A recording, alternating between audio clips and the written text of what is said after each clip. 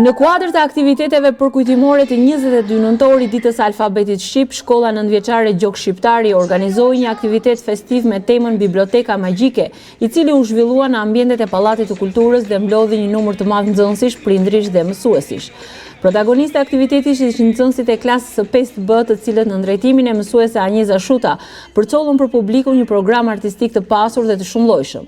Fëmijët interpretuan këngë, recitime dhe fragmente artistike të argëtuara posaçërisht për këtë ditë të shënuar, duke sjellë në skenë mesazhin e dashurisë për librin, dijen dhe gjuhën shqipe. Atmosfera ishte e gjallë dhe plot emocion. Performancat e nxënësve u dorëtrokitën gjatë nga të pranishmit, të cilët vlerësuan kreativitetin, përkushtimin dhe seriozitetin me të cilin fëmijët kishin përgatitur çdo detaj të aktivitetit. Mësuesja kujdestare dhe organizatorët theksuan rëndësinë e kultivimit të kulturës së leximit dhe rolit të gjuhës samtare në formimin e brezëve të ri. Aktiviteti Biblioteka Magjike u cilësua si një shembull i bashkëpunimit të frytshëm mes shkollës, prindërve dhe komunitetit, duke sjellë një ditë festive dhe reflektimi për vlerat kombëtare. Në përfundim, drejtuesit e shkollës falenderuan të gjithë nxënësit për përpjekjet e tyre dhe shprehën angazhim për të vijuar me organizimin e aktiviteteve që promovojnë identitetin, kulturën dhe traditat shqiptare.